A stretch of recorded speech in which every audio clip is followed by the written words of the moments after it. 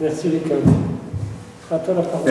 Bonsoir à vous toutes, à tous, même ceux qui sont loin, parce qu'il paraît que pas mal de personnes n'ont pas osé arriver dans ce lieu, et comme ça ils sont protégés ailleurs, mais nous allons ailleurs, avec un peu apparemment le film de l'enregistrement de cette conversation. On ira là où les autres n'ont pas voulu ou pu aller, c'est-à-dire envers l'autre, quoi. Hein? Mais je suis très content, d'abord parce que comme Italien, vous le savez bien, dès qu'on peut parler, on est très heureux. Hein? Donc ça, je crois que c'est une caractéristique génétique difficile à effacer. Même si on le voulait, on ne serait pas capable de le faire. Mais ensuite, parce que c'est une espèce de rupture, c'est la première conférence de nouveau que je donne après la période de confinement. Et il y a une vingtaine de conférences au cours de ce mois, tout est toujours remis à date. Je me sens libéré finalement. Et c'est pour ça que je vous suis très reconnaissant de me donner ce soir l'impression d'être libre de nouveau, un oiseau qui vole et un haut-parleur qui parle. Donc merci beaucoup pour cette fête que vous, et ces cadeaux que vous me donnez. Et en réalité, l'objet, tu avais quelques difficultés peut-être à te souvenir de l'objet de notre conversation ce soir, est la vie. Et c'est le confinement, c'était une forme d'emprisonnement de la vie. Et c'est une pause, une phase à l'heure actuelle dans la vie des humains sur cette terre, marquée par une série d'emprisonnements. La vie est mise en question, non seulement pour le futur. D'ailleurs, on nous dit pour le futur que nous sommes dans une situation de proximité de l'extinction. Et on nous dit même que l'extinction de la vie sur la Terre n'est pas uniquement par la disparition de la vie sur la Terre, mais qu'il y a une forme d'extinction qui serait un peu à la Schumpeter, à la théorie économique de l'innovation d'un économiste Schumpeter qui est connu, notamment qui dit que l'acte d'innovation, de création, signifie un acte de destruction de ce qui existe. Et le fait, c'est qu'à l'heure actuelle, la vie est donnée presque, notre vie, la vie que nous connaissons, et surtout la vie des humains, est donnée comme destinée à disparaître dans ce processus de post-humanisation de la vie qui serait en train de se faire grâce à l'intelligence artificielle et la conjonction entre l'intelligence artificielle et biologie moléculaire, cellulaire, microbiologie, nanobiologie, etc., qui permettrait en ce moment à nous-mêmes de construire le dépassement de nous-mêmes sous forme de vie. Et on nous annonce que d'ici 30-40 ans déjà, il y aurait des êtres humains comme nous qui ne seraient plus comme nous et qui annonceraient les débuts d'une nouvelle phase de l'histoire sur la Terre, une Terre également modifiée, qui serait l'histoire post-humaine. Ce soir ne sera pas ça le sujet. Ce n'est pas la transhumanisation de notre vie, ou de la vie que nous connaissons, mais on sera dans les parages, quoi. Dans les parages de cette problématique, c'est-à-dire du dépassement des formes de vie que nous connaissons, soit par destruction, soit par transformation. Et la vie nous pose est pour nous un problème du fait que la certitude de la vie, tous les éléments qui concernent une vision stable, une vision codifiée, une vision qu'on peut gestionner une vision, disons, qui est remise dans les formes de pouvoir d'action des individus et des groupes humains, cette incertitude caractérise la problématique fondamentale de nos questionnements sur la vie. Un exemple macroscopique de cette incertitude, c'est la forme de vie qui s'est traduite chez les humains par un travail créateur, par un travail de production de biens et de services aussi bien superflus que nécessaires pour la permanence et la continuité de l'existence. Il n'y a plus de certitude sur le travail. Nous tous, nous savons plus ce que c'est le travail. Bon, maintenant on dit, voilà, on est arrivé à la phase de travail à distance, du télétravail. On peut être créateur sans être avec les autres en termes de présence. Et le travail, on nous dit, bah, ce n'est plus la sécurité du revenu. C'est pour cela qu'on discute énormément comme forme d'organisation de la vie, le revenu de base minimal. C'est-à-dire d'avoir une capacité d'achat pour exister, un pouvoir d'achat, indépendamment du fait que vous travaillez ou pas. Et donc la dissociation entre travail et revenu, qui a été le pilier de la société industrielle à partir du début du XIXe siècle, cette dissociation a modifié la manière par laquelle on vit, on peut vivre. On savait que pour vivre, pour manger, tout devait travailler. Hein? Qui ne travaille pas ne mange pas, quoi. Hein? Ou qui dort ne prend pas de poisson, on dit l'italien. Ce n'est pas la même expression en français, mais ça ne me vient pas à la tête maintenant l'expression française.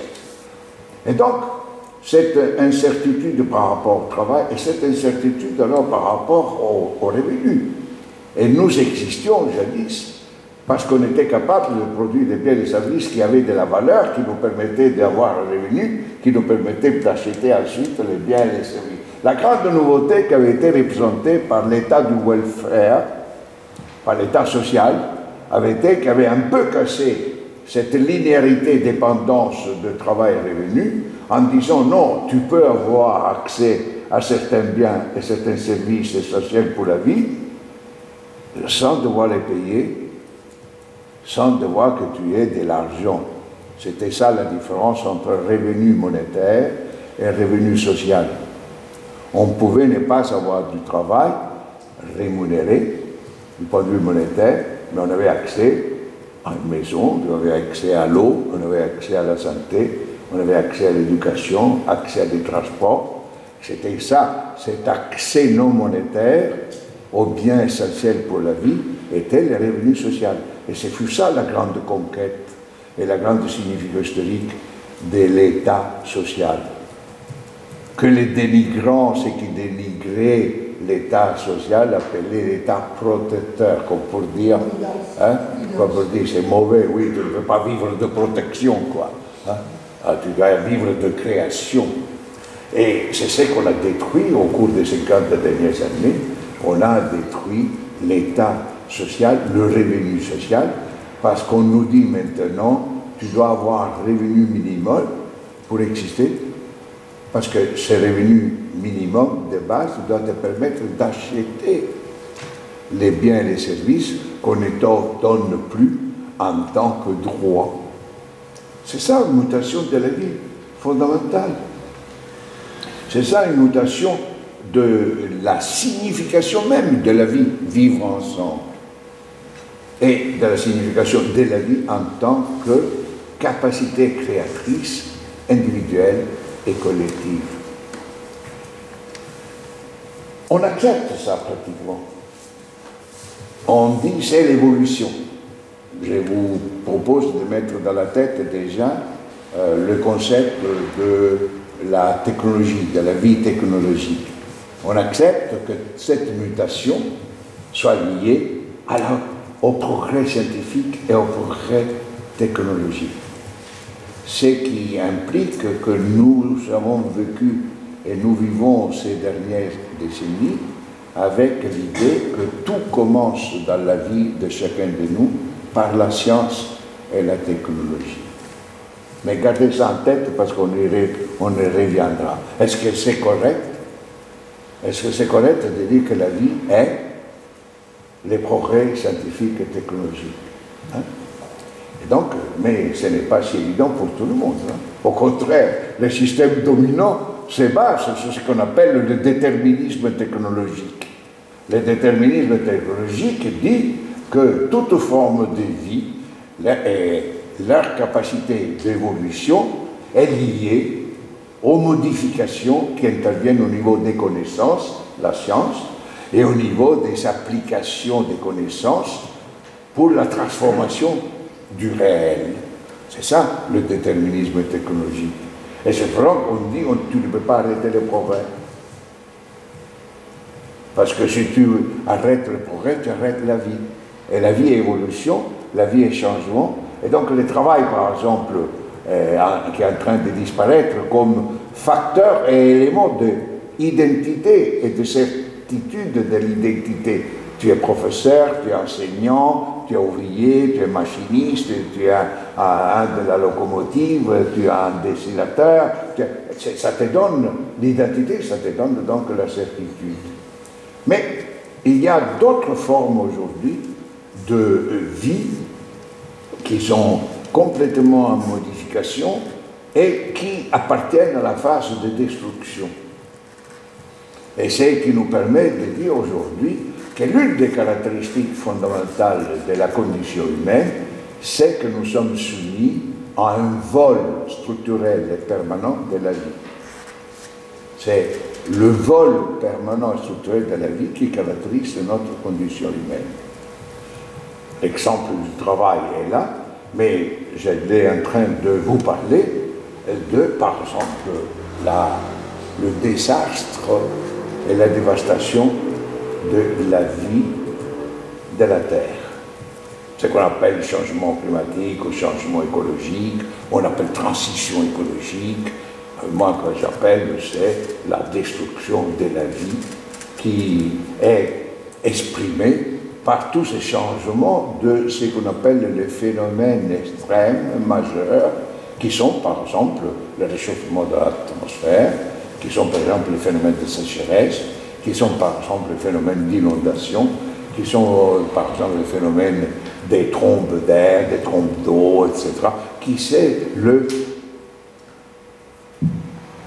la disparition des glaciers. D'ici 20 ans, on peut traverser les pôles nord et les pôles sud, même en période dite infernale. C'est un changement terrible de la vie. Quand on nous dit qu'une des sources fondamentales de l'eau de la Terre, c'est les glaciers. Les glaciers de l'Himalaya, les glaciers des Alpes, des Andes, des Andes, etc., qui sont les sources nourricières de la vie. C'est tout l'eau qui vient des montagnes, quoi. Et cette eau des montagnes qui est captée par les montagnes, l'eau des pluies. Et c'est pour cela que la pluie est la forme à travers laquelle l'eau est source de vie. Et si vous arrêtez les cycles de l'eau, c'est-à-dire que l'eau peut tomber sur la terre sans être conservée dans les glaciers, eh bien vous avez alors une rupture de la vie. Alors c'est pour cela qu'à l'heure actuelle, la vie de la Terre est soumise à ces vols, on le vole, on la lève, on transforme la vie de la Terre en lui enlevant la Terre. La certitude, les stabilités, les liaisons, les fonctions qui avaient permis d'atteindre sur la Terre le niveau de vie que nous considérons comme le meilleur niveau de vie qui puisse exister dans les étoiles, dans les planètes, dans les galaxies de l'infini, des différentes galaxies. Et donc cette destruction de la vie Et vous savez bien que toute la lutte qu'on a faite contre le réchauffement de l'atmosphère, contre la destruction des forêts, il paraît que l'Amazonie a déjà passé le seuil ce n'est plus une forêt pluviale, devient un régime de savane. Ça signifie que le plus grand poumon d'air, la plus grande source aussi de transformation et maintien de l'eau de la planète est en train de disparaître.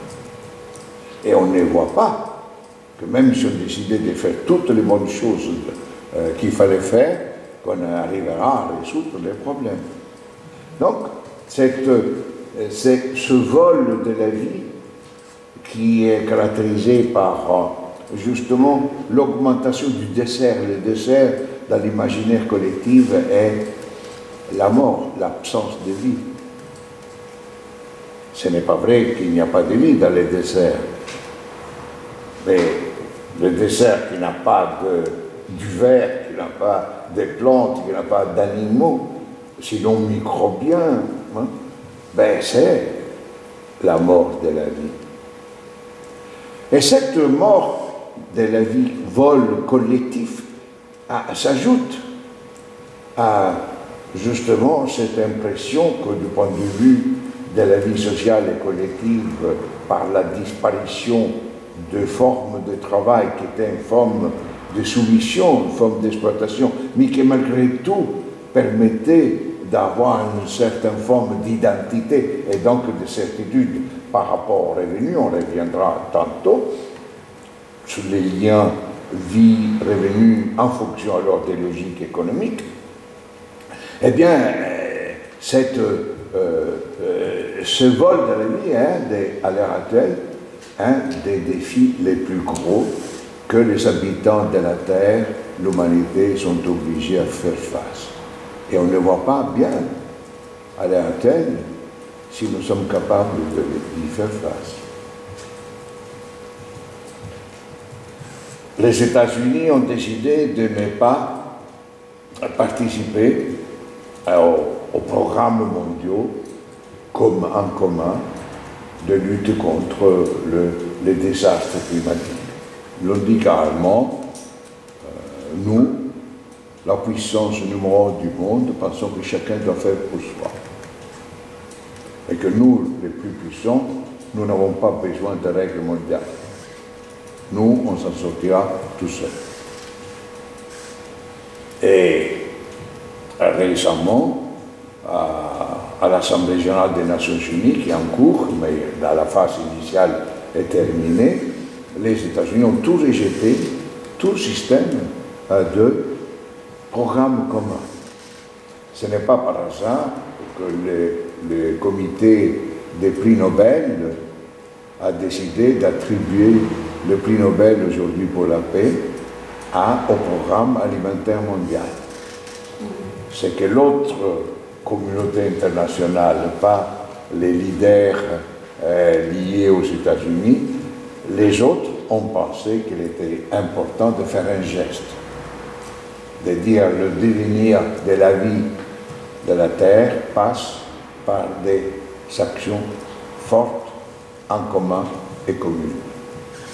C'est pour ça qu'on a donné le prix Nobel au programme alimentaire mondial, parce que c'est l'un des programmes, les seuls parmi les plus importants depuis 30 ans, qui a pu être réalisé en commun.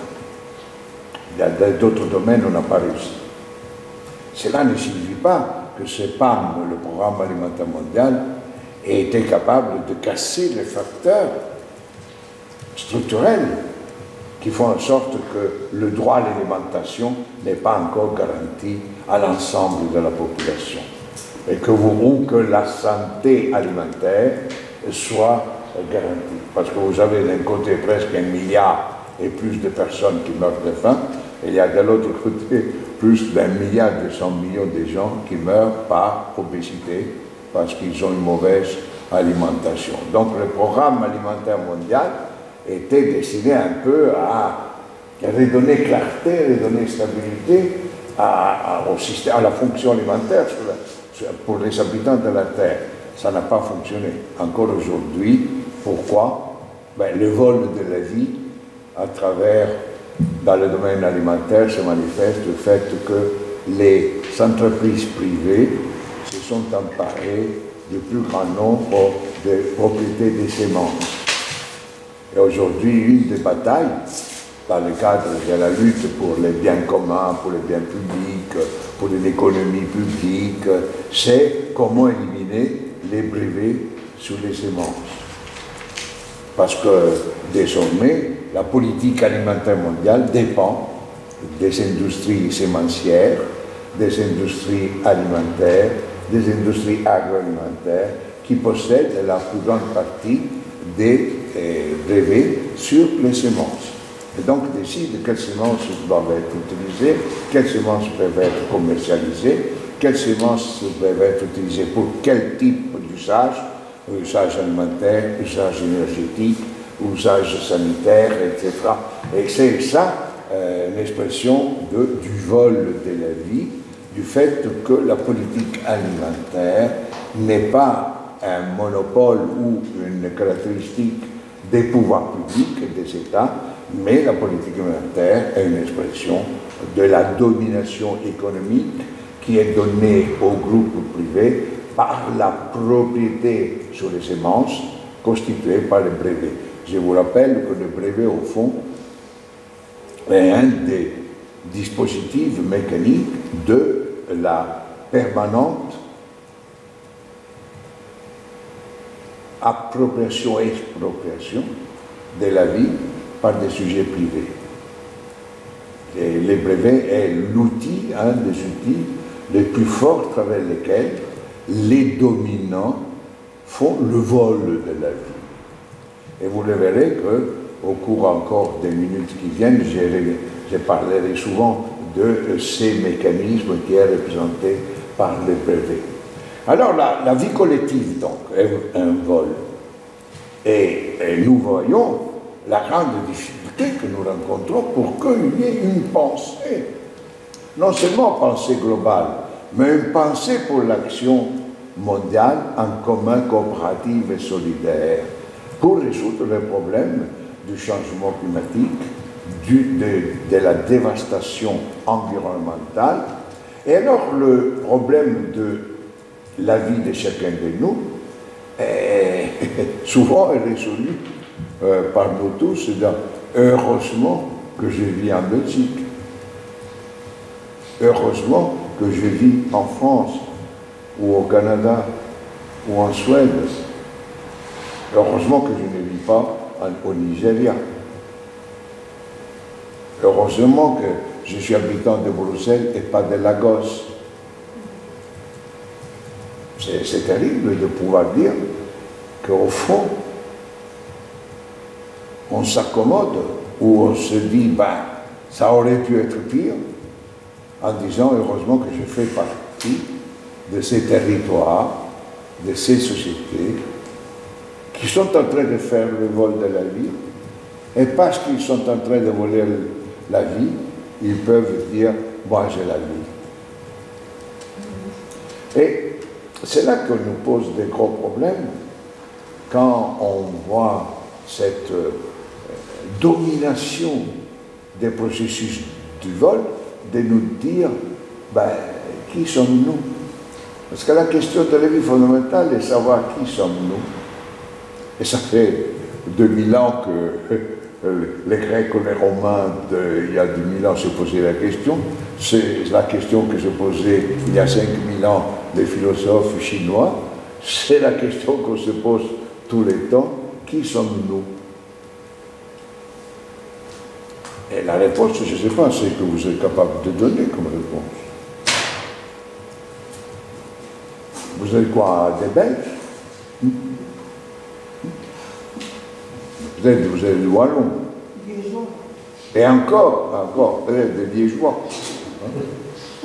Oui, mais comme Liégeois, vous êtes quoi, 500 000? Vous êtes 500 000. Il y en a 8 milliards. Est-ce que c'est un élément d'identité?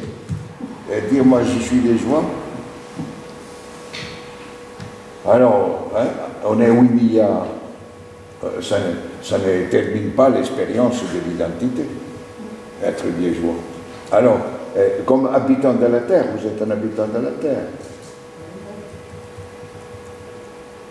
Oui, mais où sont les règles qui permettent de définir, voilà, l'humanité est un acteur qui permet aux habitants de la Terre de s'exprimer en termes d'identité d'humanité pour décider si on utilise l'eau pour l'agriculture, si on utilise le métal pour faire des robots, si on utilise l'énergie nucléaire pour faire les guerres, etc., etc.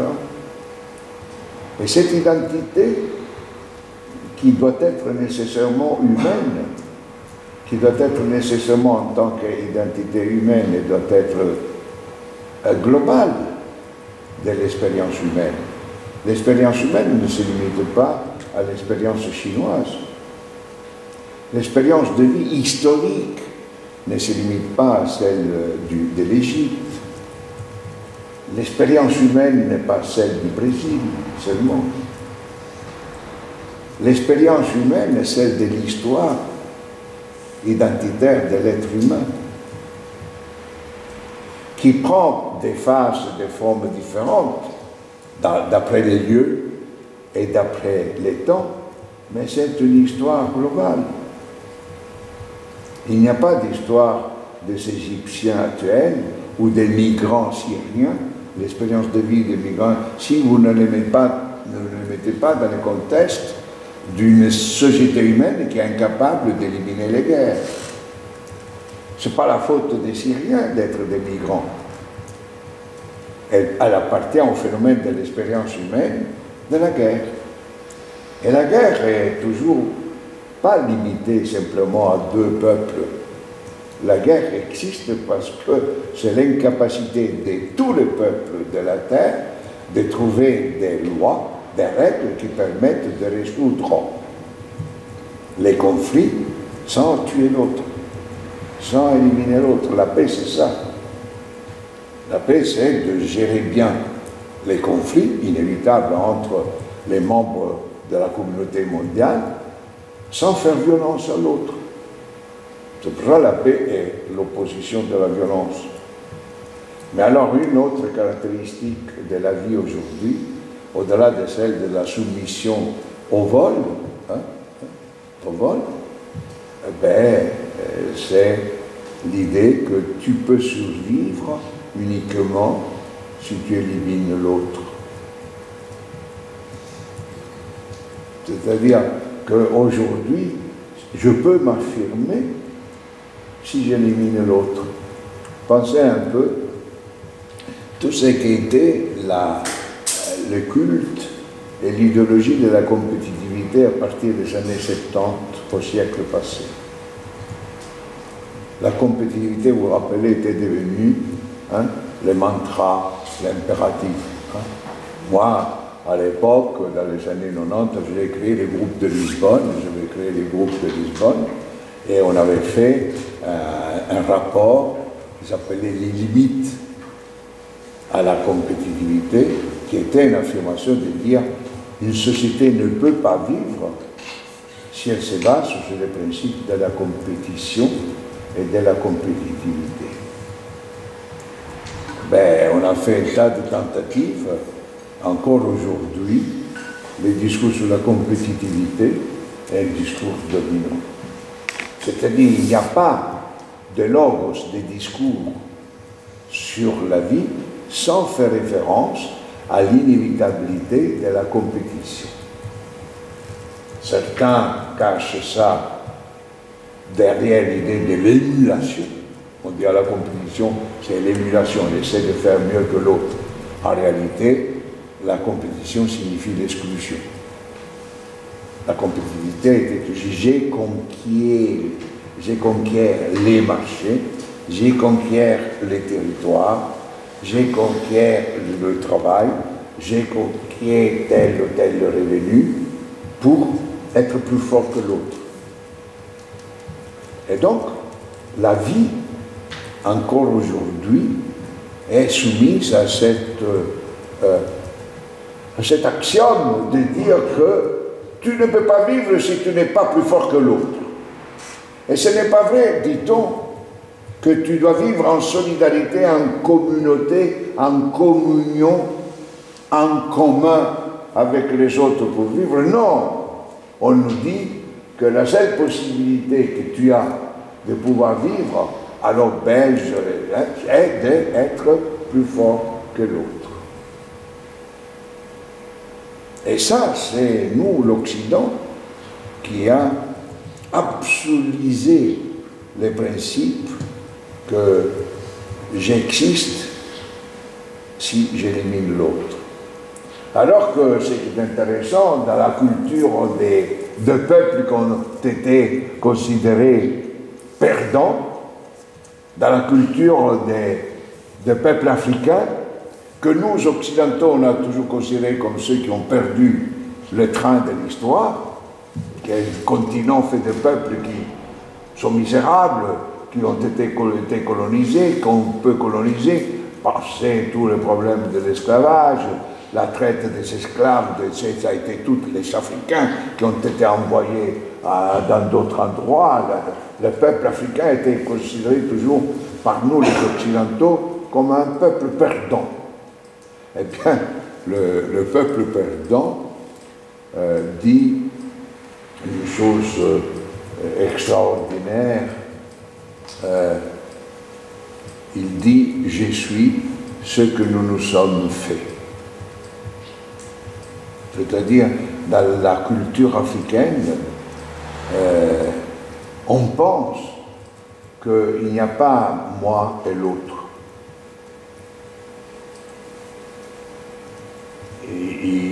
Il y a une dynamique du nous. Je suis ce que nous nous sommes faits. Ce n'est pas par hasard que dans la culture africaine, il dit il faut tout un village pour faire un enfant. Les Africains n'ont pas l'esprit de la compétitivité. S'ils l'ont, c'est parce que nous, on les a obligés de l'avoir. Et cette forme de vol, encore une fois, qu'est la compétitivité, aujourd'hui, est une des sources, un des facteurs qui bloquent la capacité des habitants de la Terre de trouver les solutions aux problèmes, aux autres vols de la vie que nous sommes en train de perpétrer. C'est-à-dire, nous empêche de penser à pouvoir résoudre le problème de la dévastation, des dévastations environnementales et de la dévastation du travail et de la dévastation du vivre ensemble qu'est la guerre. Et je viens maintenant au cœur donc de la réflexion. Pourquoi, tantôt, avant de commencer, on parlait entre nous, et je faisais référence à deux notions fondamentales, du moins dans la société, dans la civilisation occidentale, qui sont écologie et économie. D'ailleurs, je vois que l'ouvrage collectif de l'équipe de Piketty, il parle de capital et écologie. Alors, idéologie, ah bon, j'avais cru que c'était l'écologie, mais enfin, on y est presque, parce que l'écologie c'est quoi? L'écologie vient du mot grec, oikos, logos. Logos signifie le discours. Logos, c'est la parole. Hein? C'est pour ça que nous, les Italiens, nous sommes les plus grecs du monde, parce qu'on aime bien la parole, hein? Le logos. Hein? C'était important. Et le discours de quoi? Oikos, oikos en grec signifie le lieu de vie. Le lieu de vie. Donc l'écologie, non, ce n'est pas par hasard, c'est tout ce qui est porté sur le discours sur la vie, sur les lieux, sur les locales, sur les forêts, sur les rivières, sur les montagnes, sur les plantes, etc. Donc le lieu de vie. Et l'autre, aussi mot important, c'est oikos nomos. l'économie. Nomi, en grec, nomos signifie règle. Quand on dit autonomie, c'est la règle que moi je me fixe. Hétéronomie, c'est les règles des autres que j'accepte. Astronomie, c'est les règles des étoiles, etc. Et tout, et tout. Et c'est nomia et règles. Et oikos, c'est les règles du lieu de vie. Et l'économie, originairement, était, c'est quoi? Les règles de la maison. Parce que le lieu de vie économique, c'était la maison. D'abord, c'était l'économie domestique. La première forme de science de l'économie, ça portait sur l'économie domestique, du domos, de la maison. Alors, pour arriver aujourd'hui, ce qui s'est passé, c'est que tous les éléments de certitude, tous les éléments d'identité, tous les éléments de relation dans la vie qui mettent en lumière l'écologie. L'écologie met en lumière l'aspect systémique du système des forêts, les systèmes systémiques, du système hydrique, le système systémique de la dynamique des différents matériaux, etc. Et devait être en cohérence avec l'économie. C'est-à-dire que l'économie devait être en cohérence avec l'écologie. Parce qu'on ne peut pas faire des règles sur le lieu de vie qui soient opposées aux différentes ou aux antipodes du discours sur le lieu de vie. Eh bien, nous pouvons constater que,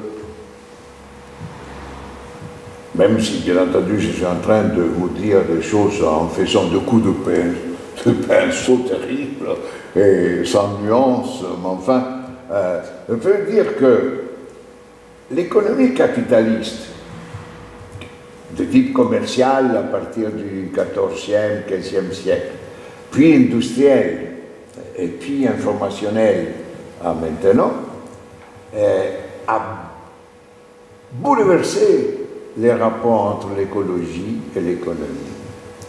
C'est les règles dissociées d'un logos qui est celui de la vie, parce que l'écologie a affirmé la fondamentalité de la vie. L'écologie a mis en exergue que la vie est la chose la plus déterminante, qui trouve dans les lieux de la vie l'expression concrète, mais c'est la vie qui est importante. Et que donc les règles du lieu de vie devaient être quoi? La sauvegarde, les soins et la promotion de la vie. La sauvegarde, les soins et la promotion de la vie de tous les habitants de la Terre. Pas seulement des humains, mais aussi des autres espèces vivantes.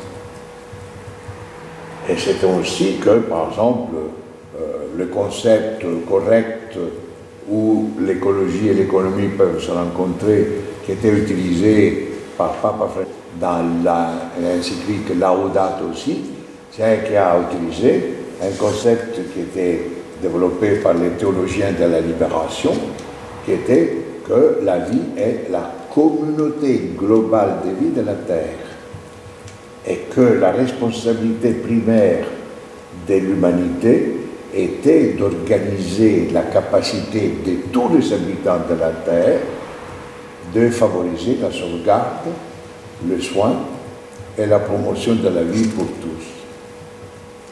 Et la notion de communauté globale de la vie était devenue, en termes d'écologie, qu'on appelle l'écologie intégrale, la reconnaissance de l'intégrité de la vie et la reconnaissance de l'intégrité de la vie.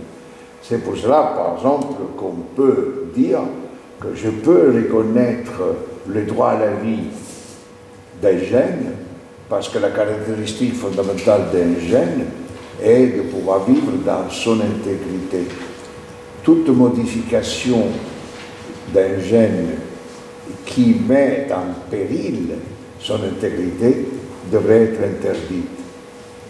Et alors, à partir de ces petits exemples, je viens à l'élément essentiel de ma réflexion sur lequel alors je vais développer d'autres idées, c'est de dire que l'économie capitaliste, donc d'abord commerciale, l'économie après industrielle, le capitalisme maintenant serviciel, informationnel ou artificiel maintenant, le capitalisme a cassé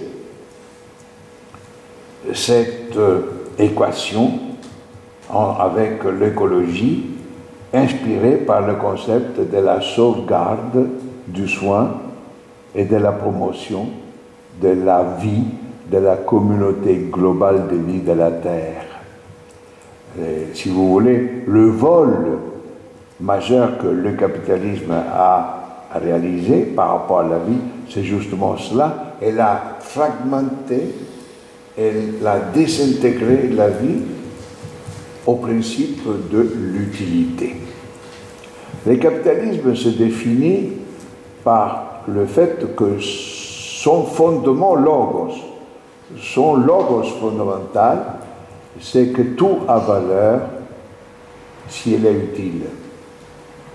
Et que l'utilité des choses matérielles, immatérielles, naturelles et artificielles est mesurée par justement l'utilité que les choses ont par rapport à la propriété du capital et à l'utilisation du capital.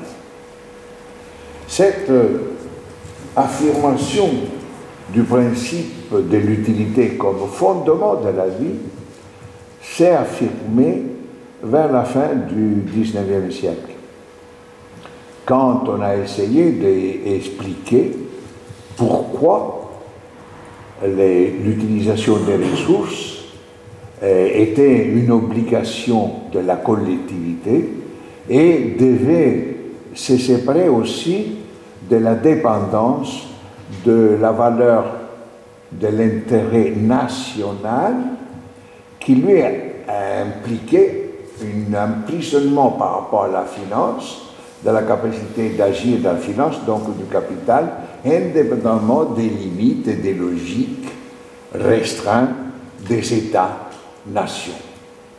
Et alors, on a développé l'idée que quelque chose d'utile, non pas parce qu'il est utile pour la nation, pour la richesse nationale, quelque chose d'utile pour la défense nationale, quelque chose d'utile pour la sécurité nationale, mais le capitalisme, à partir de la fin du XIXe siècle, et puis il a explosé au niveau du XXe siècle, a imposé que le principe régulateur de la vie devait être l'utilité en soi des choses. Et c'est pour cela qu'il était devenu, déjà au XIXe siècle, on parlait que la finance n'avait pas de frontières, la finance ne reconnaissait pas les États, la finance était supérieure aux frontières, etc. Ce qui a été accentué de plus en plus grâce à la technologie au XIXe siècle, au XXe siècle, si bien qu'à partir des années 70, lorsqu'il y a eu les trois grandes révolutions technologiques qui ont été la révolution de l'informatique, la révolution de la biologie et la révolution de l'énergie, avec l'énergie nucléaire et puis l'énergie renouvelable contrôlée, a fait de sorte que le capitalisme a pu imposer le principe de l'utilité comme principe régulateur du vivre ensemble, à tous les niveaux. Et donc l'économie a tué l'écologie. Elle a tué non seulement du point de vue philosophique, l'a tué du point conceptuel, l'a tué du point de vue factuel, a détruit la vie sur la Terre. Et quand le capitalisme a, avec grosse difficulté, accepté le concept de développement durable, parce que le concept de développement durable était antithétique à la croissance économique imposée par le capitalisme. Elle a imposé un compromis, c'est-à-dire que finalement le capitalisme a incorporé le développement durable dans sa logique, dans son logos, seulement en 1997, lorsqu'on a réalisé un compromis entre les différentes forces au niveau de la planète, qui dit que le développement durable n'est pas l'objectif de toute la régulation écologique, économique, etc. Mais le développement durable est la condition nécessaire, indispensable pour garantir la croissance économique. Et donc, ce qui avait été conçu contre la croissance économique, les forces, les groupes sociaux dominants du monde, l'ont mis au service de la croissance. Au service de la croissance. Et c'est pour cela qu'on peut parler de développement soutenable, durable depuis 40 ans et à continuer les désastres de la vie. Et la vie a été encore, au nom du développement durable, finalisé à la croissance économique, ben on a continué à détruire la vie.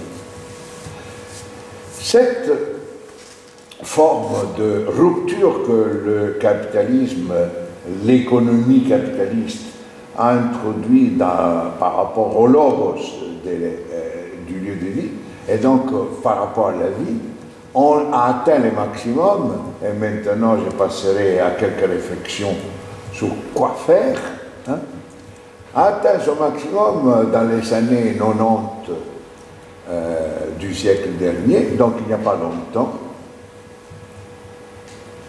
Comment? Ben, à partir du moment où, en 1990, je donne des dates, mais vous savez bien que dans l'histoire, les dates, c'est quelque chose de léger, quoi. L'histoire est plus longue. Mais enfin, un événement qui est daté signifie que peut-être 30 ans, 40 ans de dynamique. Donc, ce n'est pas à ce moment-là qu'est arrivée la chose, mais c'est en 1990, la Cour suprême des États-Unis, encore une fois les États-Unis, la Cour suprême des États-Unis a prononcé une sentence dans laquelle elle a autorisé, pour la première fois dans l'histoire humaine, la brevetabilité du vivant, c'est-à-dire a instauré l'instrument du brevet comme modalité d'appropriation privée, donc de propriété privée, de forme vivante, à but lucratif. Jusqu'en 1990, personne n'avait osé dire que la vie pouvait devenir objet de propriété privée à but lucratif. Et qu'on pouvait devenir propriétaire de la vie à titre exclusif pendant 20 ans. Parce que le brevet qu'on donne signifie qu'une entreprise qui dit d'avoir découvert, entre guillemets, une molécule, une cellule, un morceau d'un gène, une caractéristique spéciale d'une plante ou d'un animal, il dit, tiens, moi, on ne le savait pas, on ne connaissait pas, moi je l'ai découvert, je découvre, ben vous devez me donner les droits que je sois propriétaire de cette molécule, de l'usage de cette molécule, l'usage de cette cellule, l'usage de ces gènes, pendant 20 ans. Parce que moi j'ai dû dépenser de l'argent, ce qui est faux, j'ai fait des coûts, ce qui est faux, et je dois récupérer l'argent des dépenses que j'ai faites. Sinon, je ne suis pas intéressé à continuer la recherche, à faire progresser quoi? La science. Hein? À faire progresser la science et à faire progresser la technologie. Parce que grâce au progrès de la science et la technologie, j'ai fait alors les nouveaux médicaments, j'ai fait les semences qui permettent une meilleure alimentation, j'ai fait toute une série de nouvelles énergies, etc. etc. Donc, c'est moi, grâce à l'appropriation privée, exclusive, je dois éliminer les autres, je dois empêcher que les autres puissent faire ce que je suis capable de faire.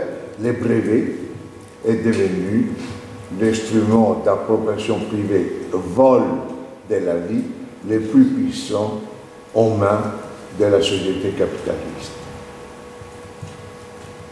Alors si vous pensez qu'à l'heure actuelle, il y a plus de 50 000 brevets sur le vivant, c'est-à-dire qu'aucun domaine scientifique avec les applications technologiques échappe au pouvoir privé des entreprises détentrices de brevets. La politique de la vie a échappé aux États. Les États ont concédé ça. Les politiques de la vie, ce ne sont pas les États qui le font. Ce n'est pas la communauté humaine qui l'a fait.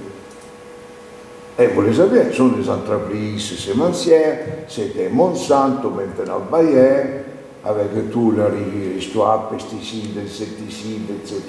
Avec tout maintenant les brevets sur les organismes génétiquement modifiés, la politique de la vie, la politique médicale, la politique de la santé, ce ne sont pas les États qui les terminent. Tous les États, à l'heure actuelle, ils s'attendent que les entreprises aient fait un vaccin contre le Covid. Et tout le monde est en train de donner des milliards aux entreprises privées pour qu'ils accélèrent, pour qu'ils se mettent ensemble. Mais ils ne se mettent pas ensemble. Ils reçoivent de l'argent pour se mettre ensemble, et puis chacun, il y a des raisons pour qu'ils ne se mettent pas ensemble. Parce que chacun veut arriver à être le premier à avoir un vaccin. Pourquoi? Parce qu'un vaccin, normalement, et celui-ci qui est encore plus pandémique que les autres, est à l'origine d'une évolution des dizaines de milliards d'euros. Celui qui arrive à avoir les brevets sur le vaccin, il est certain qu'il va faire des milliards de profits. C'est pour ça qu'on peut dire qu'il est un vol, parce qu'il s'en fout éperdument. Les entreprises, ils courent maintenant à faire des vaccins, non pas parce qu'ils veulent résoudre le problème de la santé des gens. Ils s'en foutent, parce que l'important, ils le savent, ils ne donneront pas les vaccins à tout le monde, ou bien ils les donneront dans 10 ans aux Africains, quoi. Entre-temps, les Belges, oui, et pas tous les Belges, etc. Donc, c'est un vol, et ce n'est pas la santé, c'est pour faire de l'argent.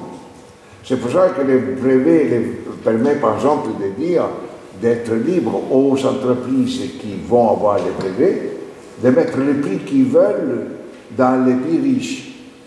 Il n'y a pas d'accord, les États n'interviendront pas sur les prix fixés sur les vaccins contre le Covid-19 par les entreprises. Ils sont libres de les vendre au prix qu'ils veulent et de les vendre à qui veulent en priorité. Et tout ce qu'on est en train de faire aujourd'hui, qu'on essaie au niveau commun, c'est de faire en sorte que les pays qui ne peuvent pas produire, parce qu'ils n'ont pas les infrastructures, n'ont pas la technologie, n'ont pas la science. Pensez Lagos, c'est une ville de 18 millions d'habitants, il a 7 hôpitaux.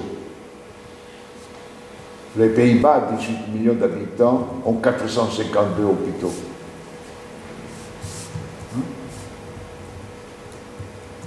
18 millions d'habitants à Lagos, il y a 10% des gens qui ont accès à l'eau potable.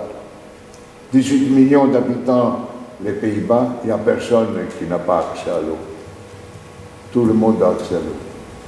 Donc, comment voulez-vous penser qu'à Lagos, on donnera le Covid, les vaccins Covid-19 avant des gens, des habitants d'Arkansas City, ou bien de Philadelphie, ou bien de Paris, ou bien de Dresden, ou bien de Helsinki? Ce n'est pas inimaginable. Donc, ils courent, non pas parce qu'ils veulent avoir la santé pour tout le monde, ils courent pour être les monopoles, parce que les brevets donnent le monopole exclusif sur les vaccins, les monopoles pour avoir la grande richesse des milliards. Ces brevets sur le vivant étaient déjà en opération pour l'information. pour les activités d'information, pour la robotique. C'est-à-dire, il y a des brevets sur ce que maintenant est appelé l'intelligence artificielle. Cette membrane ici est brevetée. Tout ce qui est dans votre téléphone est breveté. Il y a 56 000 brevets sur l'intelligence artificielle. Et les domaines aujourd'hui les plus développés sont les domaines qui permettent d'avancer dans l'univers des robots, de toute la robotique, dans tous les domaines, robotique industrielle, robotique visuelle, robotique hospitalière, robotique, tout. L'année passée, le nombre de brevets les plus importants numériquement parlant de l'intelligence artificielle a été la vision robotique. Ça veut dire quoi ça? Ça signifie, et c'est les applications, c'est pour faire les robots guerriers, soldats. Même les robots pour tuer doivent voir.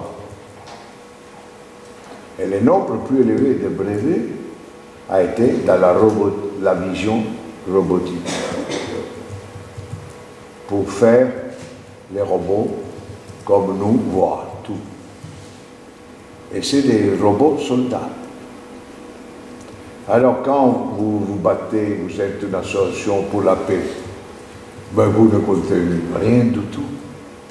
Vous n'arriverez jamais, sauf après des décennies et des décennies.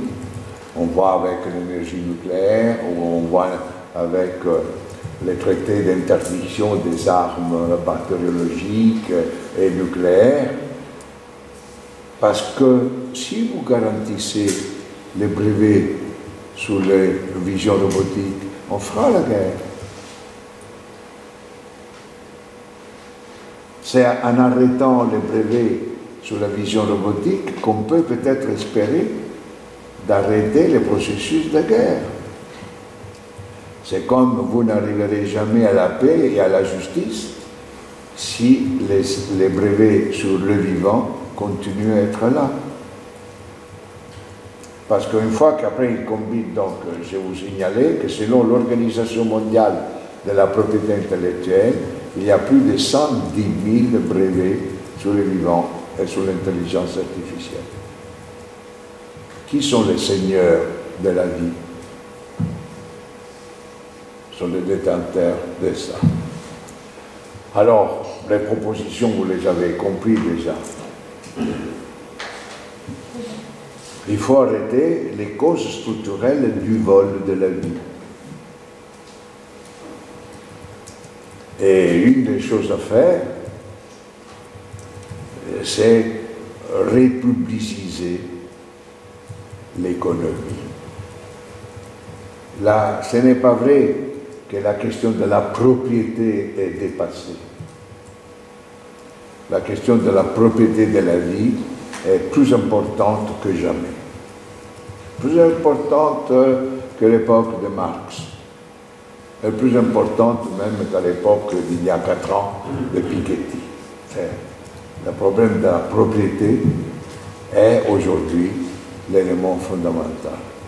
Il faut avoir une seule économie qui soit fondée sur la propriété collective, sur la propriété publique, sur la propriété non pas des biens et des services qui visent la finalité sociale de toutes choses, comme disent aujourd'hui les soi-disant progressistes de gauche, qui disent l'important n'est pas de savoir si c'est l'État, si c'est la collectivité locale, si c'est les groupes, les communautés des gens qui sont propriétaires. Non, c'est qu'on garantisse, même à travers une propriété privée, l'utilisation des biens et des services finalisés socialement, par exemple, au principe de la constitution de nos pays.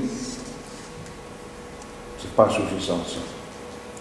Moi, je fais partie, peut-être, je suis un vétéran économiste, un vieillot, mais je pense qu'il faut réinventer sur des bases nouvelles la communauté propriétaires communes, les communautés de propriété collective, capables de sauvegarder, prendre soin, promouvoir la vie qui est garantie par la sauvegarde, soins et promotion des biens communs et des biens publics, naturels ou artificiels. Aujourd'hui, on a perdu cette envie de maintenir l'eau, les semences, la connaissance et la santé, l'éducation comme service commun public, sous la responsabilité d'institutions républicaines, c'est-à-dire sous contrôle des représentants élus et des représentants directs dans le gouvernement de la res publica. On n'a plus tellement ça. Moi, je pense qu'il faut revenir sur de bases nouvelles, hein, pas revenir au passé, on ne revient jamais au passé. Hein, on ne revient jamais au passé. Revenir, c'est reconstruire. Le reconstruire, ce n'est pas repartir comme auparavant, quoi. Reconstruire, c'est une phase nouvelle. C'est une construction nouvelle, pas une construction du passé. Et parce que dans le désastre actuel, c'est une reconstruction. C'est tout acte qui élimine la dévastation et le désastre environnemental, c'est une reconstruction de la vie, qui ne signifie pas revenir avant. Comme aujourd'hui, si on élimine les brevets sur les vivants et sur l'intelligence artificielle, c'est reconstruire, parce que c'est une ville qu'on a soumise à l'épidémie des brevets, et bien on reconstruit la ville. Ça ne signifie pas qu'on vient avant, quoi. C'est pour cela qu'aujourd'hui on peut dire, si on entre dans les débats, est-ce qu'on revient à la normalité? Mais jamais, jamais plus revenir à la normalité. La défaite et la lutte contre la Covid-19 n'est pas revenir au système d'antan. Signifie construire une autre normalité, construire d'autres règles de la maison, construire d'autres économies ensemble avec l'écologie. Et cette fois-ci, il est évident que la reconstruction est nouvelle, parce que la base spatiale territoriale identitaire de la reconstruction de la vie est la universalité de la vie de cette planète pour l'instant. Et c'est là la tâche fondamentale de nous en tant qu'êtres humains. Nous avons un seul grand impératif comme êtres humains. Devenir des constructeurs d'une humanité capable de sauvegarder, prendre soin et promouvoir la vie dans toute son intégrité, dans l'intérêt et la capacité de service de tous les habitants de la Terre et des générations futures. Ça, c'est l'impératif de la vie. Et je crois que c'est possible. C'est possible. Je crois que chaque fois qu'on a fait des progrès, nous, nos sociétés, et on en a fait des progrès. Et ces progrès ont été dus à des groupes, à des peuples, à des personnes qui ne savaient pas que c'était impossible. Eh bien, c'est parce que justement ils ne savaient pas que c'était impossible, ils l'ont fait. Et nous devons devenir une nouvelle génération d'êtres humains qui ne savent pas que ce qu'on veut aujourd'hui est impossible. Mais on le fera. Et ça, je crois que c'est un peu les côtés merveilleux, les côtés étonnants du futur. C'est qu'on ne sait pas, même si on sait ce qu'on veut, on ne sait pas si on le fera et comment on le fera. Et je termine avec cette grande leçon que nos amis latino-américains n'ont toujours donnée, même si c'était un poète espagnol qui a dit ça. Bon, au fond, que le chemin, hein, on l'apprend en se cheminant. Le camino, c'est un paracaminante, non?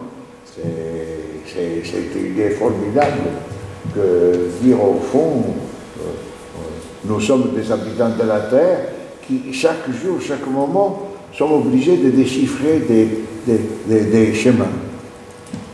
Mais on ne sait pas lequel, après, sera le bon chemin. Et c'est ça, non pas l'aventure, mais la joie de l'audace qu'on prend des chemins sans savoir finalement ce que seront les chemins qui marcheront. Mais nous savons que nous devons faire ça, dans la logique de la vie. Et la vie est multiple, la vie est terriblement fondamentale pour tous, personne ne peut échapper à cet impératif. Moi, comme d'habitude, c'était un peu long, mais il ne faut jamais demander à l'Italien de parler. On sait quand il commence, mais on ne sait pas quand il s'arrêtera. Hein? Donc, en tout cas, donc, maintenant, on peut nous applaudir.